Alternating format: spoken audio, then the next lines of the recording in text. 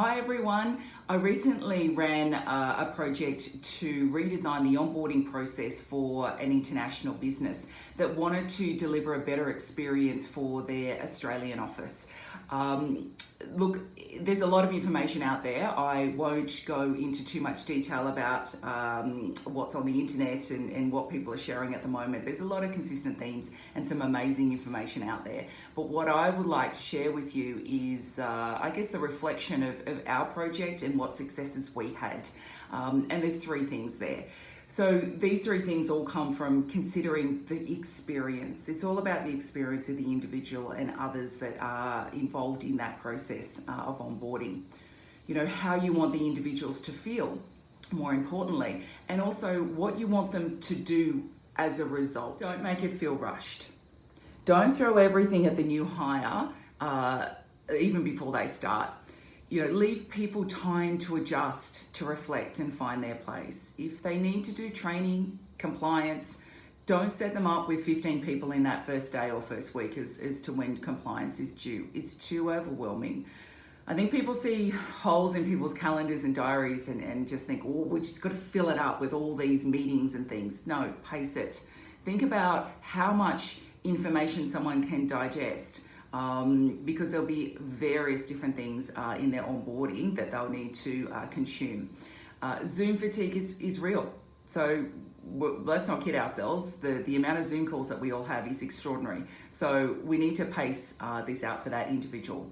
So when you think of your workflow, take time to consider the volume. You know, as I said, what information someone needs to digest, when it is really needed, and how you take someone on a comfortable and welcoming journey that's nicely paced. So digital versus human. So whether you've got 10 people or 10,000 people that you're onboarding, you know, you can follow similar processes to consider which parts should be automated and which parts should really benefit from a human touch. A simple technique is to grab a bunch of Post-its or a whiteboard if you've got one and use that at each touch point to look at the best balance of efficiency versus experience. Things like repetitive tasks like FAQs, you can pre-record them and house them on your intranet. On your onboarding page, if you're building one, there's simple techniques to use so you don't have to honestly waste a lot of time having all of these phone calls with people to get them set up for success. And also allows the new hire to confidently go in and double check those videos themselves. They don't want to have to be calling you about all these little things either. So it's a great way of minimizing, you know, that call time when that call time could be actually used for other things like team meetings and things like that. I guess those relationship forming moments that are more important. So don't rush to look for shiny tools either. There's some amazing tools out there. Do not get me wrong. We've just recently worked with one which is absolutely phenomenal. But what you've got to do is nail the thinking first. You know, and if there is a case for the automation and enhancement, then go shopping to solve for what you're looking for. Because as I said, there's some fantastic stuff out there.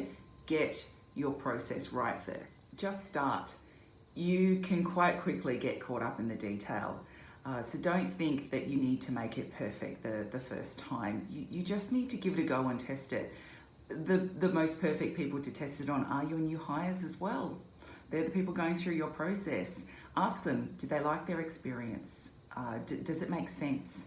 Are they getting what they need throughout this onboarding process as well? What you could do as an example of what we've done in our last project is done pulse surveys. And also what you could just do is just pick up the phone after the first day, the first week, the first month and ask them, how's it going? Then you can get that real-time feedback, which is really important when you're implementing a new process. So don't get bogged down, okay? So you have to start somewhere. And if you don't have an onboarding process, the fact that you've started is great. So just keep going. It'll keep getting better. You want your new hires to be a true advocate of your business, that they are wanted and recognized for them to see a future in your organization. So invest in them wisely.